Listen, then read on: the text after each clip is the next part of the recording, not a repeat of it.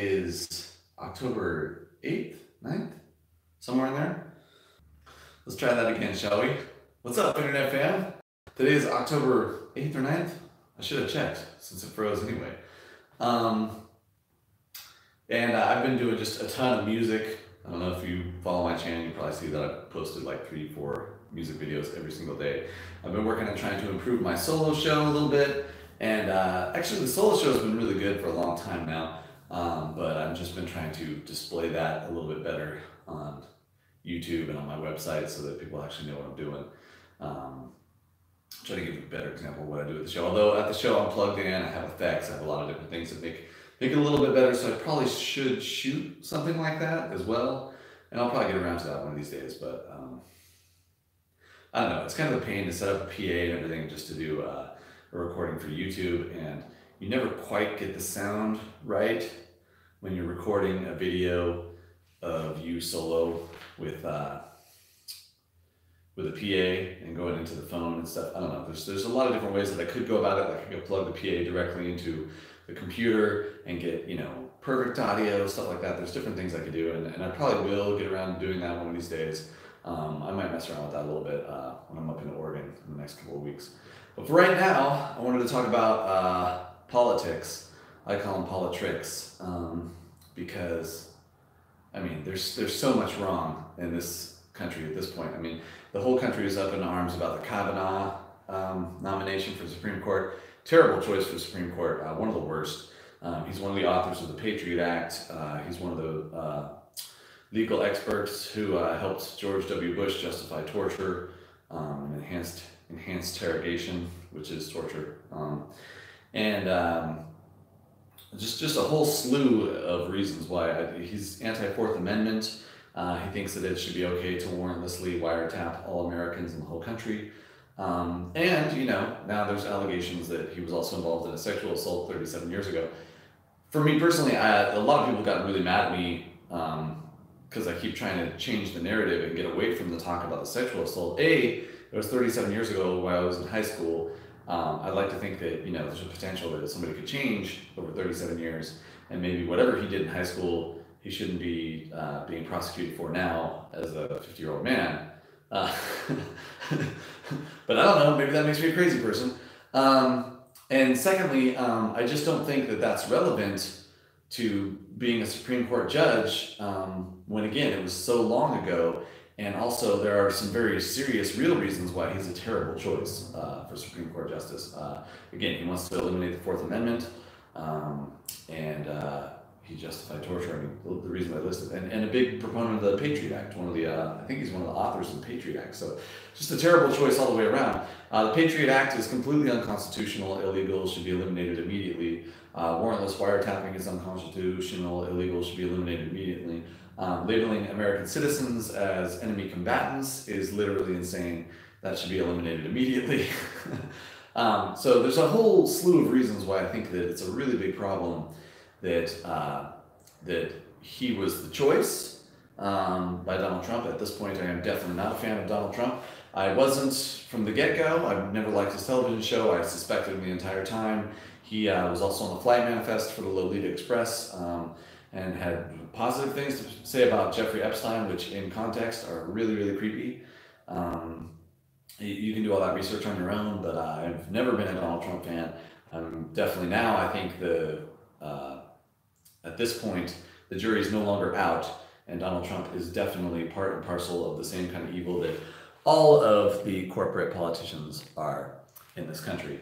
And really, it shouldn't come as any kind of surprise to anybody. I mean, he was at Hillary Clinton's wedding, I believe, Hillary and Bill's wedding, and I think he was even in the front row.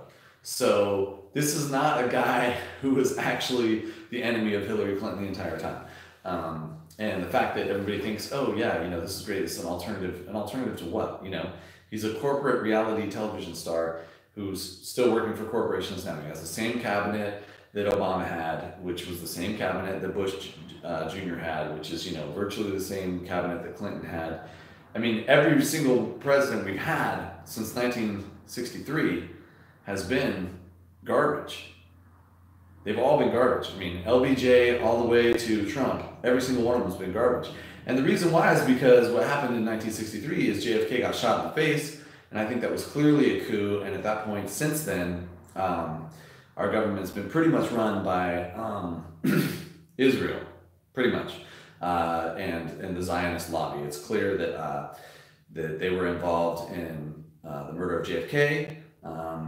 The investigation pretty much ended at Meyer Lansky, who is a Jewish mafia person. If you watch the show Boardwalk Empire, he's one of the characters on there, and that was pre 1963. Obviously, that was during the bootleg days and stuff. So, but years later, he was still, a major mafia kingpin, and in fact, he was down in that area, I think in Texas, when JFK was murdered, and his fingerprints were all over it.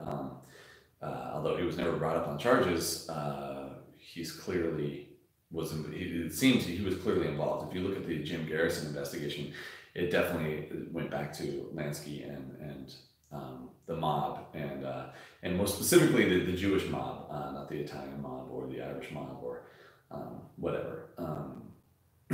But the reasons for that were meaningful. The main thing was Israel wanted nuclear weapons, and they were unable to procure nuclear weapons because they were under an investigation from the United Nations, and they were having the Dimona nuclear plant repeatedly investigated by outside observers who were making sure that they weren't collecting uranium for enrichment in order to make a nuclear weapon. And at the time, LBJ was actually sleeping with an Israeli spy as well, this kind of homely blonde woman who was an Israeli spy. So then JFK gets shot in the head from the front, right, most likely from the grassy knoll area. There's some speculation that one of the shooters could have been in that storm drain there too. It's possible, but all of the witnesses pointed at the grassy knoll, and there was smoke coming up from the grassy knoll. And in fact, that's where some witnesses pointed out seeing some well-dressed tramps. So tramp is another word for homeless person, but these guys were well-dressed homeless people. So that's kind of a contradiction in terms right there. A lot of witnesses, live stream keeps crashing for some reason. I don't know. Getting back to technology again, it's really disappointing that in 2018 we have these incredibly powerful phones, and the software is so bad they just repeatedly crash all the time, and you can't even run a live stream without crashing. Who knows? When I upload this later, this is why I quit posting music live streams, is because they would be glitchy and they would hang for a second, and it would make it look like I kind of messed up, when in fact it was just the stream catching up. So anyway. So back to what we were talking about, the well-dressed tramps. It's most likely that those well-dressed tramps were the shooters, that they were hiding behind a wooden fence on the grassy knoll. That fits all of the data we know. We can see his head go back and to the left, and the bullet came clearly from that direction. All the eyewitnesses pointed at the grassy knoll, and Lee Harvey Oswald was saying repeatedly, "I'm a patsy, I'm a patsy, I'm a patsy."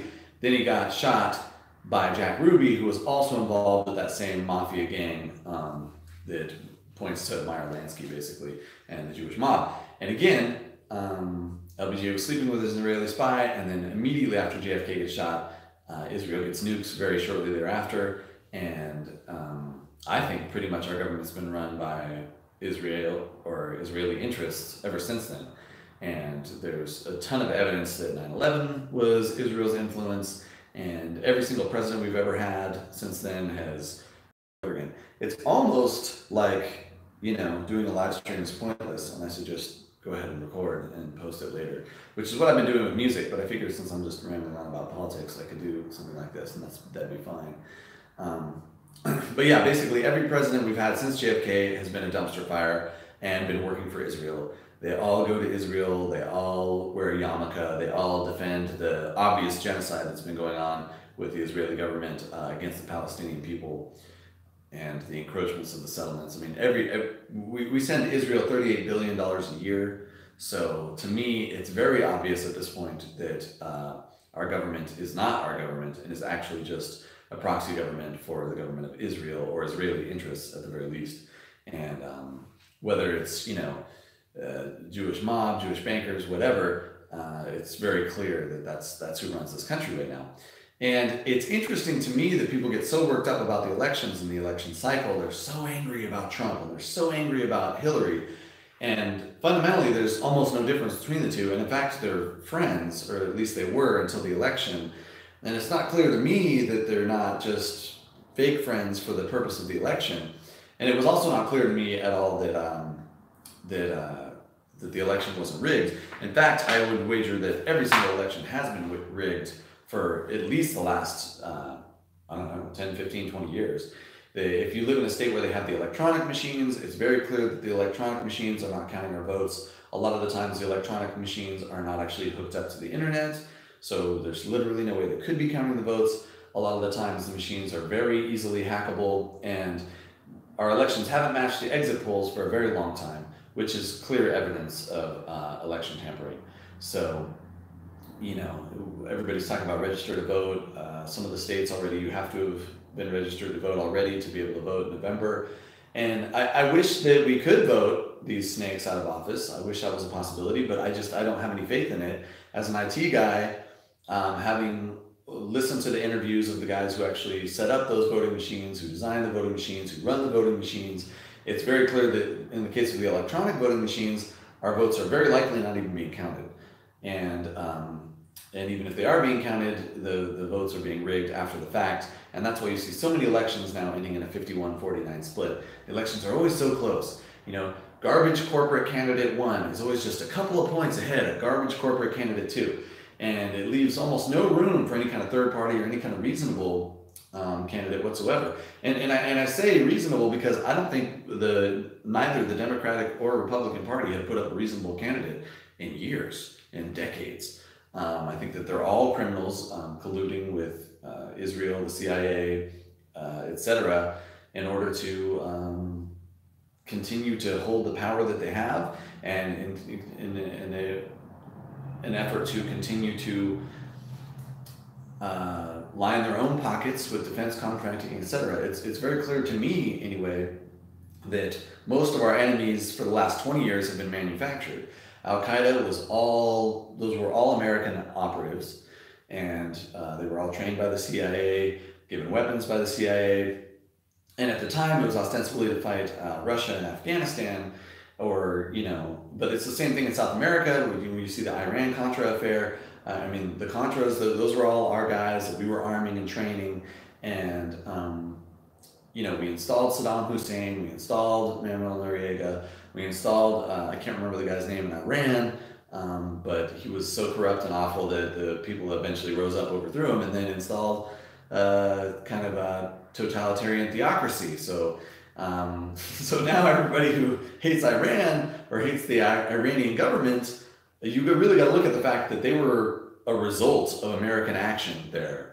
If the CIA hadn't gone and overthrown their legally elected democratic leader at the time, Iran was a first world country with a functioning legitimate democracy, and we came in there and had a coup and installed some puppet guy for basically so that we could steal all their oil, or so that Britain could steal all their oil.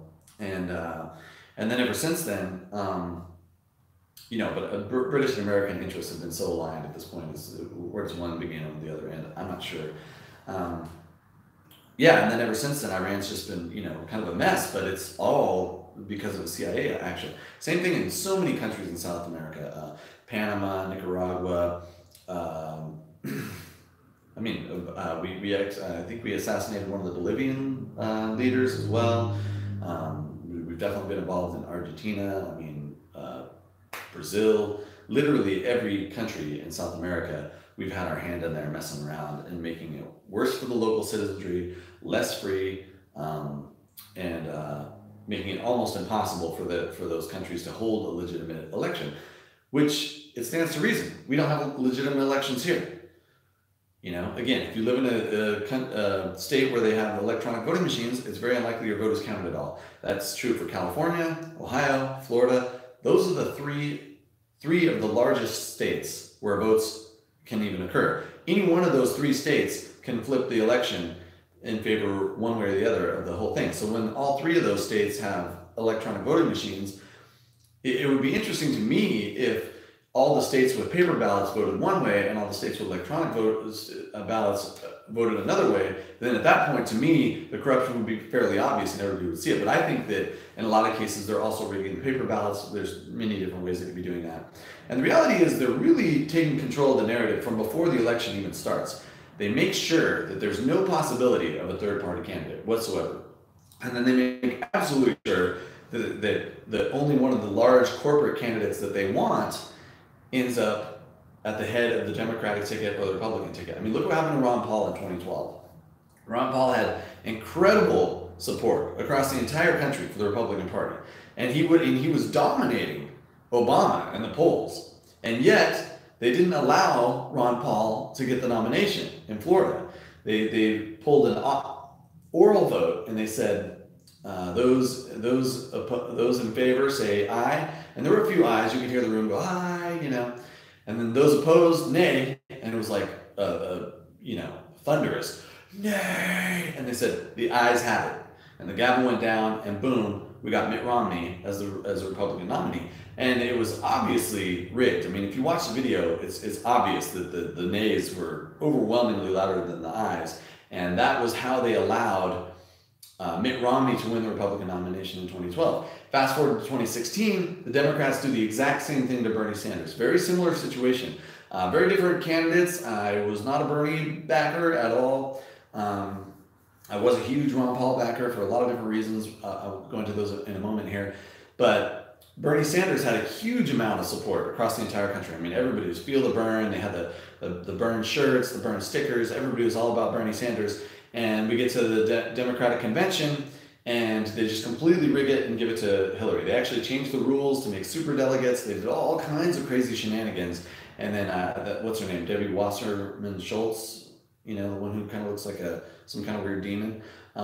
She actually, completely rigged the convention in favor of Hillary Clinton. To everybody's disappointment. I don't know anybody. I literally didn't know a single person who would have rather had Hillary Clinton to Bernie Sanders. Everybody I talked to was excited about Bernie Sanders. I didn't talk to anybody who was excited about Hillary.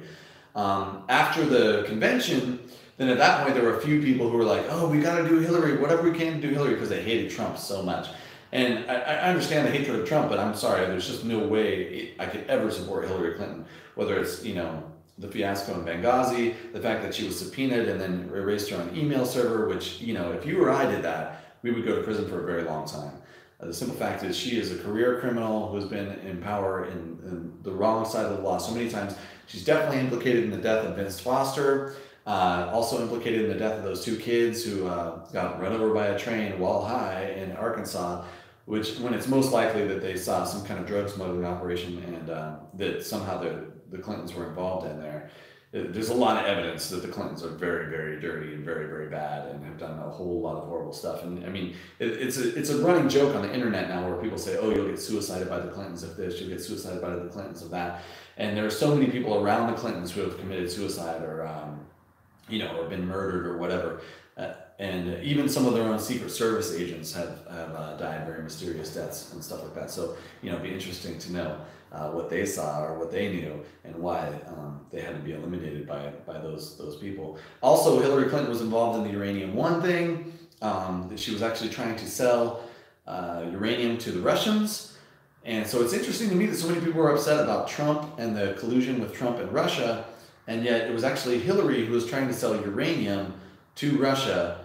And that's why all those patriots took over that wildlife refuge in Oregon, the Malheur Wildlife Refuge stand up. A lot of that had to do with the fact they didn't want anybody selling our uranium to Russia.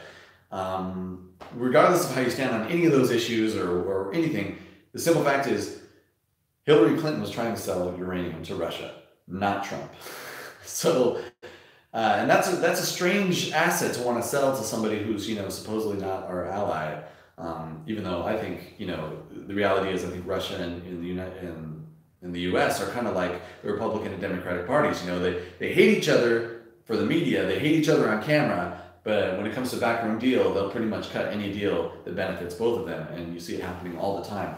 I don't think Russia's been our enemy ever.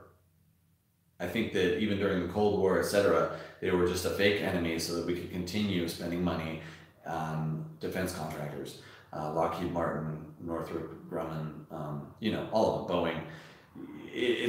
There's so much, our budget here in the US is so focused on the war machine. And now we virtually have no enemies anywhere on the planet. A lot of people hate the US, but nobody has a military presence. Nobody's threatening us militarily. And we're just sinking billions of dollars every year into defense. Defense of what? We're not defending ourselves against the Israelis, who very likely did 9/11, who also attacked the USS Liberty, and who also shot our president in the head in 1963, and also have been, pretty much running the puppet show that is our presidency ever since then. So, until we're going to spend defense money on that, I don't think we should be buying more B-2 bombers or nuclear missiles or any of that stuff. I don't think that Russia's a real enemy. I don't think they've ever been a real enemy. I think it's just been a propped up thing for us to be able to spend money on defense contractor. Same as Al-Qaeda, same as ISIS. There's a lot of evidence that ISIS is an American operation, American sponsored, American armed. There's pictures of John McCain hanging out with the ISIS guys, and all the ISIS weapons are American weapons. They're driving retired American Toyota trucks. It's like, where did they get these weapons? Where did they get this money? And it's like, oh, right. The largest military on the planet needs to have an enemy to justify their military spending. And if you look at what's going on in Syria, to me it's very clear that Syria is just this battleground for us to continue to funnel money into very expensive Predator drones, very expensive missiles, very expensive, just government graft and waste all through the Defense Department. And it's really disgusting. It's really disgusting. I'm so disappointed. I've been a taxpayer my whole life. I've had some high-paying jobs that paid well, and I paid a lot of taxes while I had those jobs. And I know that my money has gone to buying these ridiculously expensive drones, missiles, bombs, and I know that at least in a few cases, probably my earnings and my tax dollars have gone towards probably killing innocent people in the third world, probably killing, children and stuff in the third world. A lot of these drone strikes hit, residential areas. A lot of these drone strikes hit weddings, school buses. I think 2 or 3 Yemeni school buses now have been bombed with bombs that had American labels on them. I'm not saying it was America who shot the bombs or dropped the bombs or launched the bombs or whatever, but they were American bombs that hit those school buses. So that's your tax dollars at work. And it's just gross. It's just gross. Now, granted, a lot of this has to do with the corruption of our government, the corruption of our media, and the fact that you can't get real news anymore. CNN, ABC, NBC, CBS, Fox News, MSNBC, all these corporate channels are owned by the same large 5 corporate conglomerates, and it's either Disney, Viacom, AOL, Time Warner, Bertelsmann, or Rupert Murdoch's News Corp. All 5 of these corporations own every channel, they own every magazine, they own every newspaper, they own every radio station, whether it's through Clear Channel or Channel One or whatever. There's all these conglomerations, but they all are owned in the end by one of these 5 corporations. And these 5 corporations are the same corporations who also own all the defense contractors that stand to make money, who own all the, the electronic ballot systems and electronic voting systems. All of that stuff. So for me, it's very clear we're never going to get rid of this corruption. We're never even going to know who the bad guys are until we have a real independent media with real funding.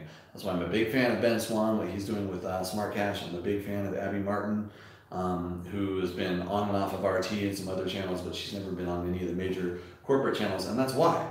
Because if she was, she'd be fired immediately for questioning Israeli business interests, U.S. business interests, U.S. military and industrial complex spending. It's very clear. If you watch Dwight Eisenhower's exit speech, remember, he was right before JFK. He was the guy right before JFK. And he said, watch out for the military industrial complex. This is an unbridled new thing that exists. It's huge. It's got vast resources. And this is a huge threat to our democracy. And boom, the next guy gets shot in the head. So to me, there's no mystery there about what happened, who was involved, and why. And it's very clear to me, at least, that here in the US, we don't have a functioning republic. We don't have a functioning democracy. We don't have elections.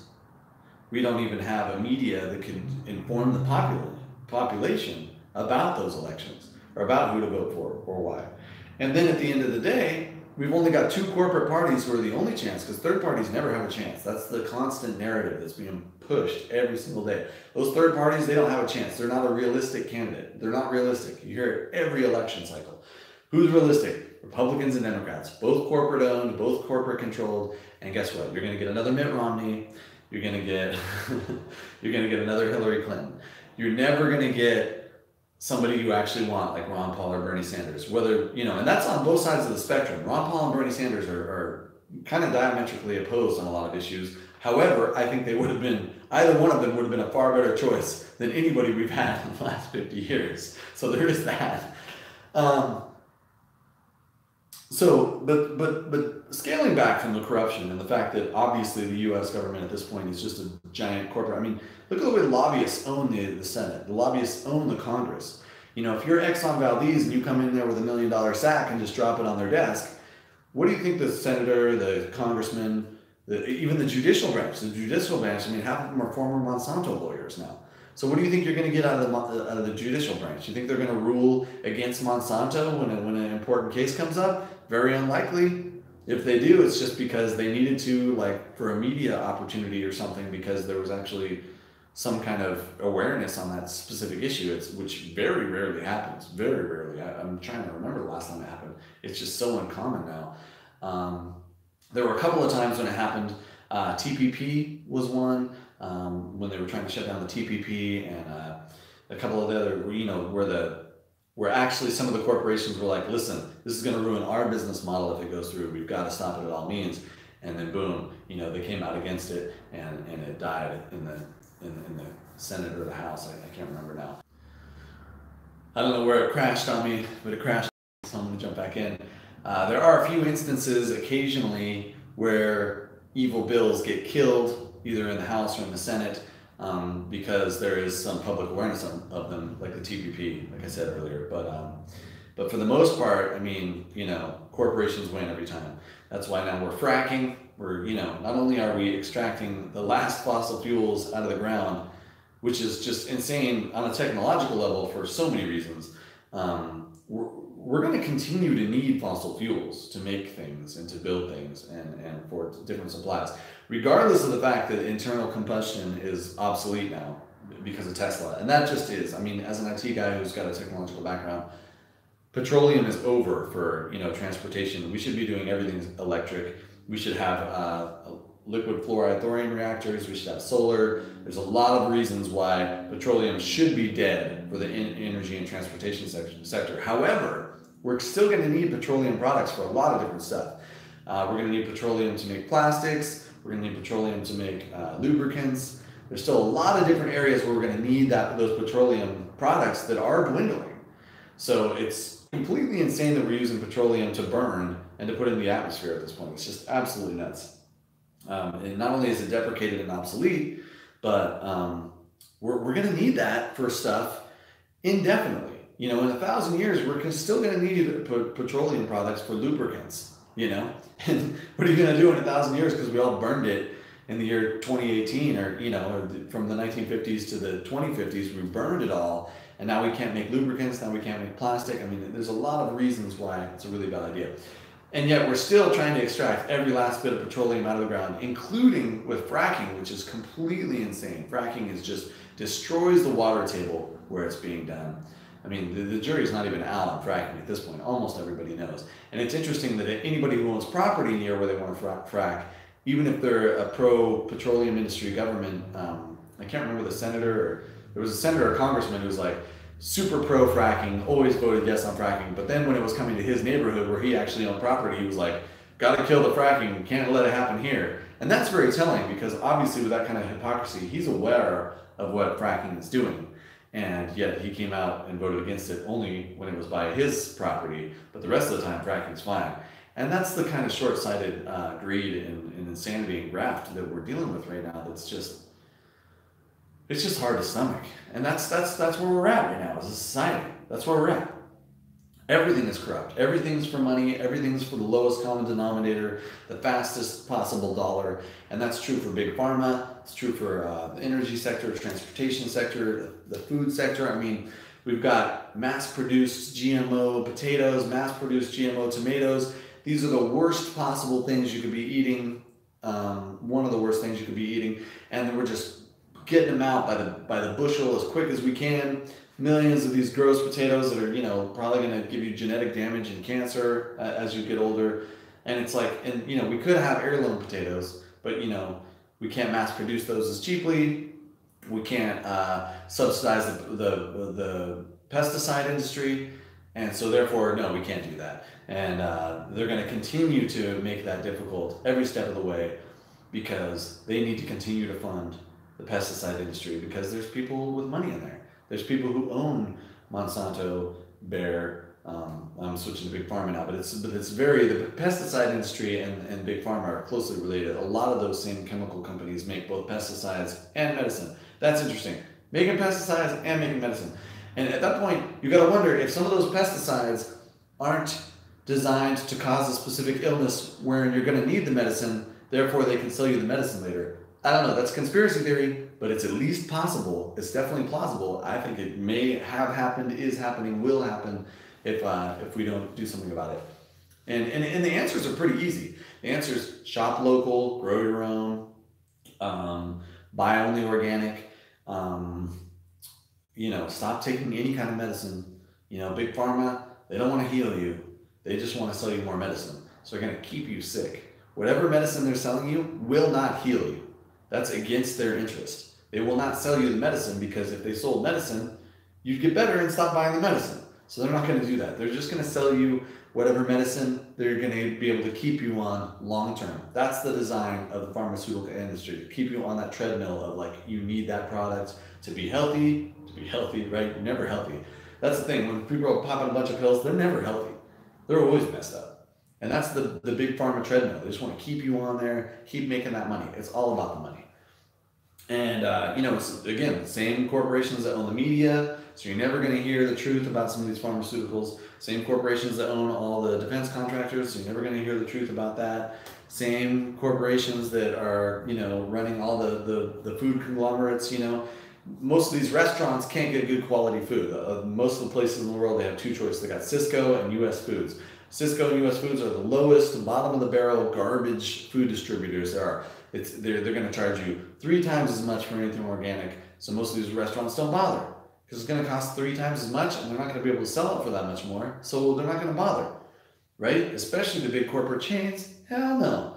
You think Chipotle is going to go, oh yeah, we're going to buy all organic now. Cisco Foods is going to just jack that price through the roof and, you know, they've got a gun to their head. So of course they can't sell organic because Cisco or US Foods is just going to rape them if they try to sell something that's high quality, organic, whatever. And it's not in the chain's interest anyway because most of those big chains, McDonald's, whatever, they're owned by these same big corporations that own all the other stuff. So it's not in their interest to sell something healthy. If they sold healthy food, you would be buying less pharmaceuticals. So, you know, the corruption and the graft and the dirtiness of our system right now in this country are so intense, and it's all corporate. It's all these corporations, these giant corporations. They own everything. They control the narrative on everything. They control our political system. They control the entire economy. They control almost everybody's jobs. They control most of the real estate in the country. And it's not going to get any better unless we completely stop buying corporate products, all corporate products.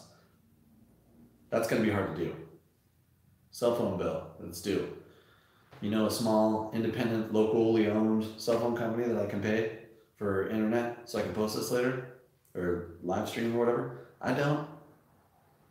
You got a few choices. You got Sprint, Verizon, Metro PCS, AT&T, T-Mobile, you know, Cricket, I don't know, maybe there's a couple more, but they're all giant corporations.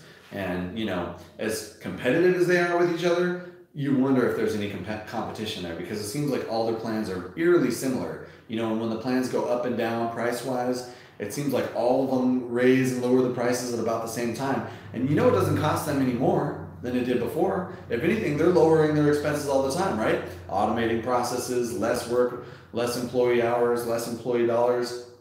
And while their costs are lowering, they're not bringing those lower prices to the customer because there's no real competition. Because there's only the 6 or 7 businesses and they run the infrastructure for the whole country. And there's no incentive for them to lower their prices. You know, and unless they're all going to lower their prices at the same time, which why would they do that? That's crazy. They want as much money as they can get. And that's really what this boils down to. It's the lowest common denominator, the highest volume, lowest cost, lowest quality is always going to win. That's how the corporations that's how they operate. They're going to operate that way, hour to hour, minute to minute, year to year, day to day, on everything. And that's why we're seeing all the products that are available to us go down in quality, continuously go down in quality, stay the same price or maybe lower a little bit in price here and there, sometimes go up in price because there's a lot of industries where they can just charge whatever they want because you need it, like the internet. Do you know anybody who has internet that costs less than $50 a month? I mean, actually a good connection for less than $50 a month? I don't know anybody. Everybody I know pays $50, $60, $70, $80 a month for internet. And why do you think that is? Because there's 5 or 6 corporations, whether it's Cox, AT&T, Time Warner, Verizon. I mean, you know, it's the same thing. There's like 4 or 5 different companies that own every internet connection in the country. And what do you think? They're going to just lower their prices, like unilaterally lower their prices? You know, it doesn't cost them that much to give you the internet. My guess is to give a good internet connection in most of these cities and towns probably cost them, you know, even averaged out, I don't know, $3, $4, $5 a month or something, probably less, probably pennies a month. And they're charging everybody $50, $60, $70 a month. So, you know, and who do you know who has like a small local internet provider? Oh, and how is that small local internet provider getting their upstream? From who? From Google? From Verizon? They're paying somebody, and whoever that somebody is going to put the screws on them and make sure that they can't give their customers a lower rate. Because the smaller guy is always going to have to pay more for that connection, always.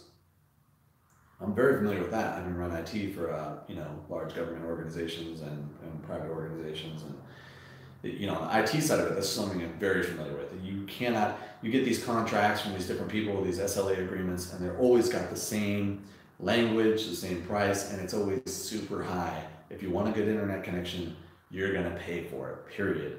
And you know it doesn't cost them any more than the crappy internet connection does.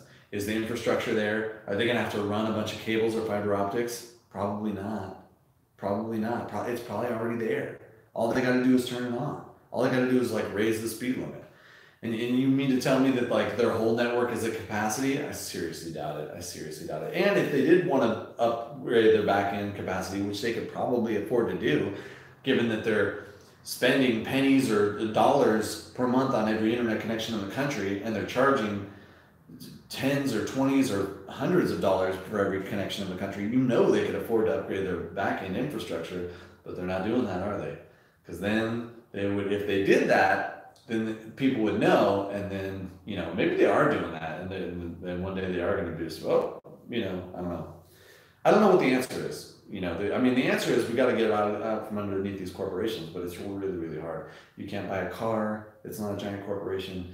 You can't pay insurance. It's not a giant corporation.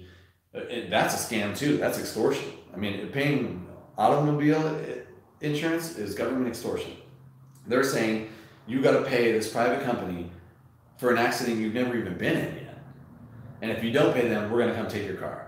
So the government extorts cash out of you for a corporation. That's what automobile insurance is. So, you know, that's where we're at in 2018. The plane has gone into the mountain. It's a nightmare. And, you know, other than growing your own, building your own, DIY, you know, and that's what's great about this hacker movement. But you notice this hacker movement hasn't gotten a lot of traction. There's nothing that's easy about it. Because if there was a really easy 3D printer that, you know, your mom knew how to use, that didn't take like, you know, 5, you know, days to figure out and solder it together yourself, etc., you know, and she could actually just go, oh, boop, I'm going to print it and have it, you know what I mean? that's being disincentivized. Obviously, it's being controlled, it's being squelched, and it's just it's a shame. It's a shame, and you see it playing out definitely in the Kickstarter thing. So many 3D printers have been kickstarted, and people sent them, millions of people all over the country sent them $1. They're like, sweet, finally a 3D printer that's easy to use. It's going to be like under $100, and the Kickstarter program in almost every case, either somebody runs off of the money, it gets canceled, they can't find a manufacturer to build the parts, something goes awry. And there's a reason why I think that the maker spaces, the hacker spaces, the DIY thing is they're making it, I believe that it's being controlled and it's being intentionally kept difficult so that we're forced to rely on corporate products, so we're forced to go to Walmart to buy our garbage Chinese slave-made imports, because there's too many corporations making money on every part of that supply chain. Whether it's the slave production, the slave transportation, the transportation here in this country, which, I don't know, I guess you can't call it slave, although, probably, I don't know, driving trucks isn't that fun, It's not like somebody would want to do it on their free time for fun. So, and then, being stocked on the shelves and being sold. And most of the people who work for, Walmart, Target, whatever, they're also on government assistance, because those aren't sustainable jobs where you can actually go and, buy a house, have health care, eat healthy food, etc. You still need food stamps even though you're working, because those corporations have now screwed the American labor force so hard that you're working full time and you still can't make ends meet, or you're working part time because they won't even hire you full time, because so many people need a job. So it's a mess. It's a mess, and it could be better. The Constitution is a framework that could absolutely fix a lot of this if we eliminated corporations. I think that the founding fathers, when they had the Boston Tea Party, that was against the East India Trading Company, which is a corporation. A lot of people think, oh, it was King George in England. It was like the founding shots of the American Revolution. It was the founding shots of the American Revolution. It was against a corporation. So, but I for whatever reason, the language in the Federalist Papers, the language in the correspondence between Ben Franklin and Samuel Adams and all those guys, doesn't really include much about corporations. So my guess is they couldn't predict the future. They didn't see where it was headed, and they didn't know that corporations were going to eventually completely corrupt and ruin the constitutional republic they were trying to set up. And that's where we're at. So we've got to figure out some way to eliminate these corporations. I mean, imagine if instead of Walmart, we had 100 small family-owned businesses in your town.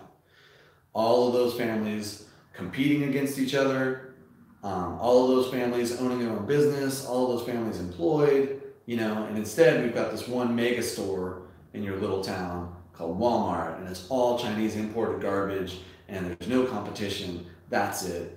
And it's just, it's obvious why we're in such a horrible situation now. So, I don't know. I ended up going more into the economy than politics at this point. But I mean, we got to talk about it, because those corporations own the legislative, executive, and judicial branches. They own all three branches, clearly. Every cabinet member is like Goldman Sachs, Monsanto, Dow. I mean, somebody terrible, Every judge is former Monsanto, Goldman Sachs, Dow. I mean, somebody awful, Defense contractor, somebody just absolutely terrible. And it's like, what are we doing here? So yeah, so go out there, register to vote, and go rock the vote, because you're going to get terrible Democrat candidate, you're going to get terrible Republican candidate. Nobody else is realistic. Oh, and by the way, they're just going to split the votes whichever way they want anyway. I think it's interesting, the Trump phenomenon. I think that they really did rig the election for Hillary, but she was so unpopular that she couldn't win even with them rigging the election, which is interesting, because that shows that maybe they don't have the system rigged exactly how they want yet or something. I'm not really sure, but it's worth noting that I do think that the establishment wanted Hillary Clinton, thought she was going to win. Every media organization was saying she was going to win, and then Trump still won. I think that in reality, if they hadn't been rigging the election, Trump would have won in a landslide, just because of how unpopular Hillary is. And again, I am not a Trump fan, 0%. Didn't like his Supreme Court nominee. didn't like almost anything he's done since he's got in. You know, he's friends with Jeffrey Epstein. He wrote the Lolita Express. That should bar anybody from any political office for life, in my opinion. If you do the research on that, go ahead. Go ahead and go down that rabbit hole. I encourage it. Yeah, and then of course, you know, on top of all this corporate corruption in all three branches of government and our entire economy, and the fact that, you know, we don't have, you know, people are upset about capitalism. We don't have capitalism here. Capitalism means I could start a store and go compete with Walmart. There's no friggin' way I'm going to be able to compete with Walmart. This is not capitalism. This is corporate fascism. That's what it is. And most fascist governments end up having some kind of partnership with corporations. The Nazis had all kinds of corporate partnerships with a lot of the companies who are now running this country. A lot of the same companies. Bayer was an old Nazi corporation. They just, oh, you know, well, we lost over there, but we got all these assets in the U.S., so we'll just keep going in the U.S. And now they're doing the same thing here. Fanta was an old Nazi corporation. You want Fanta? Don't you want that? Yeah, no, they're Nazis. They used to be. I don't know. What are they now? Selling high fructose corn syrup, getting everybody diabetes? You know, maybe they're not Nazis, but they're not the good guys. That's for damn sure.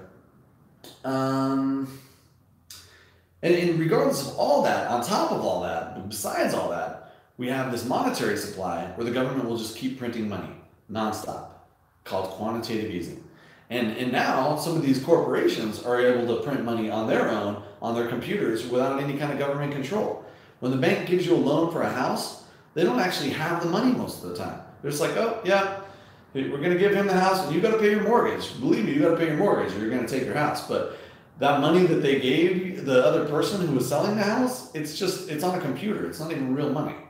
It's just, oh, yep, they got this much in their account now.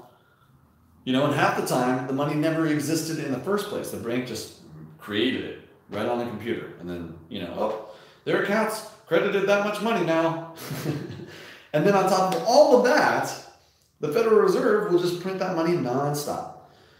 And Janet Yellen and, you know, all the Federal Reserve chairs have all been Zionists. All of them. You know, we got Janet Yellen, who's got Alan Greenspan, and Bernanke. I mean, all of these people are all Zionists. All of them. It's very clear. If you, like, even do a cursory glance, you're like, I wonder what interests they're representing other than American interests. Well, I gotta tell you, they're not representing American interests. They're certainly not representing American population, blue-collar worker interests. That's for sure. Because their monetary policy is not designed to help American citizens. Think about it. You put $100 in the bank, come back later, it's worth $50. How's that helping anybody who's out there hard working stiff? It's not. So, you know, what's the answer? Make it yourself, grow it yourself, buy local, shop local, keep doing that. And, yeah, what's the answer beyond that? I don't know. Don't pay taxes. Just like Jesus said, don't pay taxes. We've got a video about that. Go check it out. Go read it. Go read the text yourself. Everybody says, oh, give Caesar what is Caesar's. That means pay taxes. No. Look at it in context of the story. Go look at the actual verse. I think he was saying don't pay taxes. I think he was saying don't use government money. That's what I think. And we have an opportunity now to use cryptocurrencies, privacy-based cryptocurrencies that are a deflationary currency, as in the value goes up when you're holding it, just by holding it. I mean, right now the market's kind of all over the place and it's wild, and there's giant banks trying to get in and push the price down, push the price up, and push the price down. So, I mean, there's still bad actors. It's an open economy, so it's a possibility. But you got to really think about where we're getting our money, what kind of money we're using, why we're using the money, how we're using the money, where that money's coming from. I would say don't buy any corporate products, none. If you got to buy a car, buy a used car. Got to buy a cell phone, buy a used cell phone. I'm serious, man. Just don't put any money on anything new, anything from a corporation. If you can get the lowest price internet you can, get it, whatever it is, whichever corporation it is that has the lowest price, go with it. Just starve them out and just drive them down, because I don't see any other way to get out of the situation we're in. Unless we somehow starve the corporations completely, I don't see how we're going to get out of the situation. I don't know how realistic that is, but we've got to try. If you got kids you care about in this country, if you got kids you care about in any country, you got to try. Stop buying corporate products. Stop sending corporations money. Stop working for corporations. If you got a corporate job, leave. Quit. Go out and start eating grass or whatever. Do whatever you can to stop feeding the death machine that is corporations, because they're driving slave labor in all these third world countries. They're burning up all the fossil fuels that we're going to need later for other stuff, and obviously polluting the environment, etc. They're selling you food that's poisonous. They're selling you drugs that are poisonous. They're misrepresenting the facts on the media. They're doing the opposite of education. It's not even indoctrination. It's just like miseducation. Whatever the opposite is of an education, that's what they're doing in the corporate media, and they're putting the screws to all the population of the whole planet, and we got to quit supporting them by any means necessary, by all means necessary. That's what I'm saying. So, all right, done with my little political mansplain today. Had a few cups of coffee. You guys have a good day.